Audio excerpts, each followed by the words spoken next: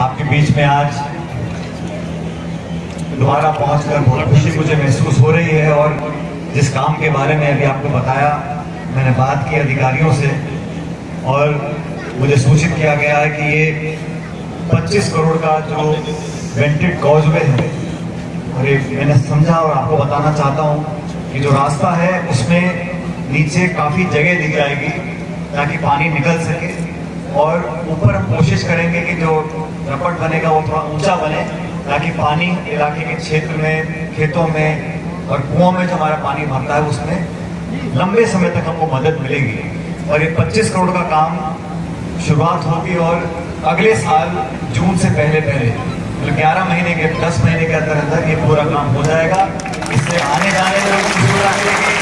भविष्य में खेती के लिए जमीन में अक्सर प्रदेश में सूखा पड़ता है, पिछले 2-3 साल से नहीं पड़ा, लेकिन लगातार इस प्रदेश में हमेशा सूखे का डर लोगों को सताता है। उस अवस्था में भी हम लोगों का जो जमीनी स्तर पानी का है उसमें राहत मिलेगी और कुओं में, नदी नालियों में हमेशा पानी भरा रहेगा।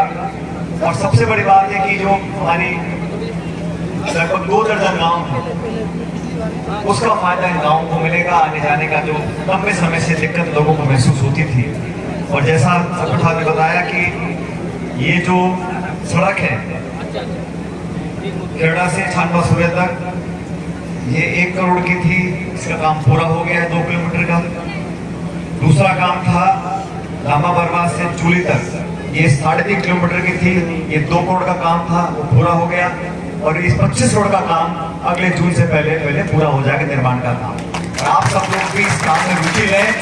काम की गुणवत्ता और काम की गति को अधिकारी भी देखेंगे, प्रशासन भी देखेगा, हम भी देखेंगे, लेकिन आप लोग कृपया करके निगरानी रखें कि काम अच्छा हो, समय पर हो। और जिस उम्मीद से हम लोगों ने इस योजना को स्वीकृत किया, इस काम को चालू किया है, उसी गति से, उसी गुणवत्ता से इस काम को हम लोग पूरा कराएं। लोग यहाँ पर आएंगे और इसी कॉजवे पर चलकर इस कार्यक्रम को हम लोग संबोधित करेंगे आज से ठीक 10 महीने के बाद।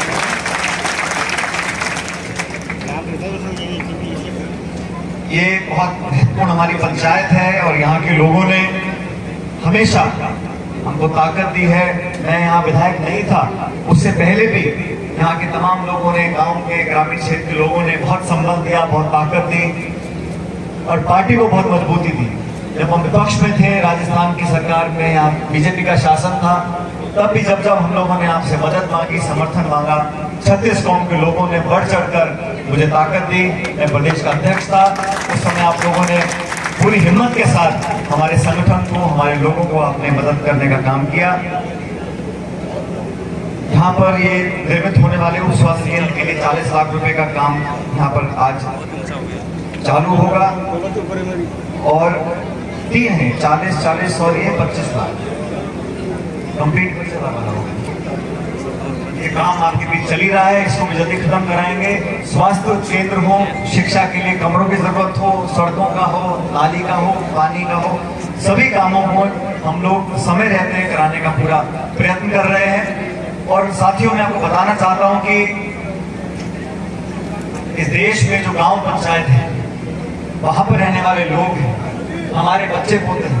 जब तक एक संपूर्ण योजना बनाकर हम ना सिर्फ मूलभूत सुविधा लोगों को दें, लेकिन स्वास्थ्य और चिकित्सा, हमारी माता बहनें यहाँ मौजूद हैं, हमारे बच्चे बच्चियां अच्छे माहौल में उच्च शिक्षा, बेहतर शिक्षा की व्यवस्था बनाकर हम लोग उनको वो लाभ दे पाए, ताकि हमारे बच्चे भी बड़े होकर इस क्षेत्र का, गांव का नाम रोशन कर सके। इसलिए मेरा ध्यान इस पर ज्यादा केंद्रित रहता है कि हमारे क्षेत्र में स्कूलों की संख्या बढ़े, स्कूल प्रणोमित हो, कक्षाओं के लिए कमरों का निर्माण हो और टीचर और जो सब्जेक्ट है उसमें कहीं हम लोग किसी से पीछे ना रह जाए, इस पर लगातार हम लोग काम करते हैं। आज देश के अंदर जो शासन चल रहा है, हम सब लोगों को बहुत सचेत रहने की जरूरत है। आप और हम दोनों जानते हैं कि देश में, प्रदेश में महंगाई के क्या हाल है, रोजगार के क्या हालात है, उद्योग के क्या हालात है। 7-8 साल पहले कहा गया था कि देश में महंगाई को खत्म कर देंगे, काले धन को समाप्त कर देंगे, हर साल 2 करोड़ रोजगार लोगों को देंगे, हर व्यक्ति के खाते में 15 लाख रुपए जमा करा देंगे। ना तो काला धन खत्म हुआ, ना बेरोजगारी खत्म हुई, महंगाई जरूर आसमान छू रही है।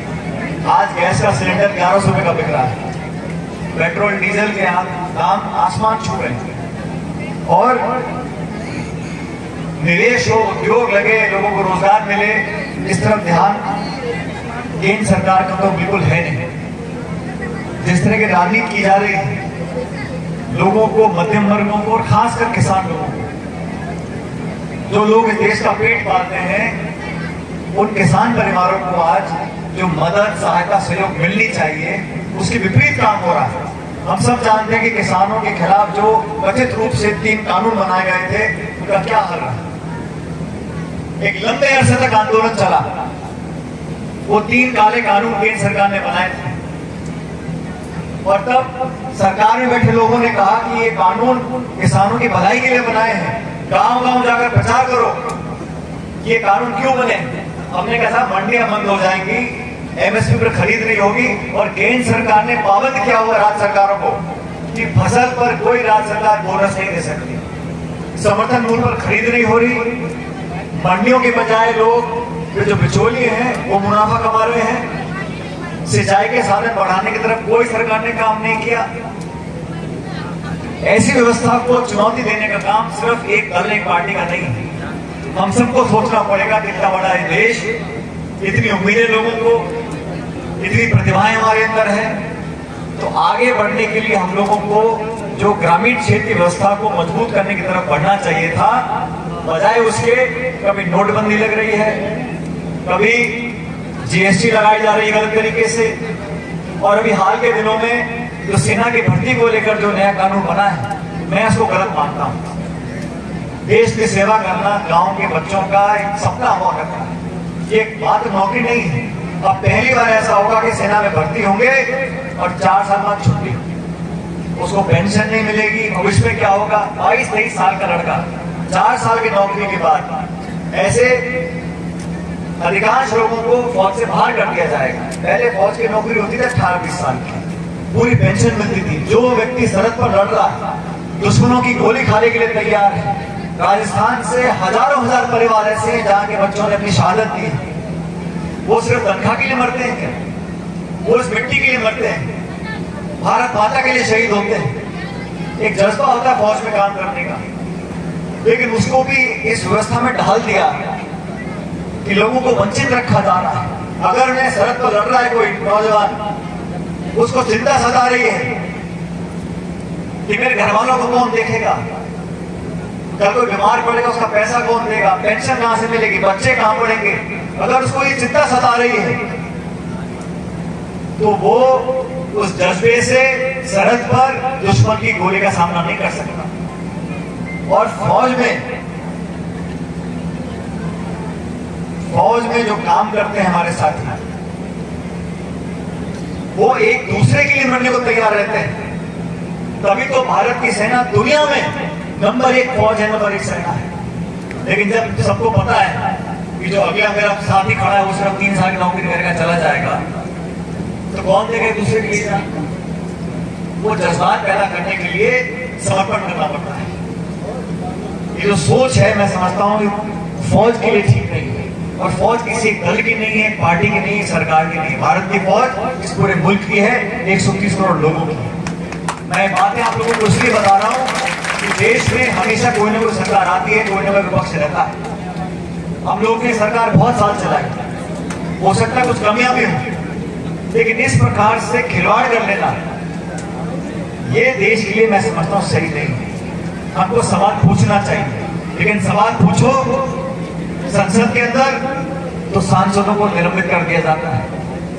कोई पत्रकार कुछ लिख दे, उसको जेल में बंद कर दिया जाता है। और तमाम विरोधियों को सरकार के खिलाफ कोई आवाज बोल दे तो उस पर छापे पड़ेंगे, पुलिस के मुकदमे होंगे, ईडी भी आएगी, टैक्स भी आएगा। और आप देखो पिछले 7-8 सालों में केंद्र की सरकार ने अगर किसी को तंग करने का काम किया है, किसी पे छापेमारी करी है, किसी को बदनाम करने का काम किया है, तो सिर्फ विपक्ष के लोग, जो सत्ताधारी दल में बैठा है उस पर कोई मुकदमा नहीं, कोई तहकीकात नहीं, कोई पुलिस केस नहीं, कोई छापे नहीं, कोई नोटिस नहीं।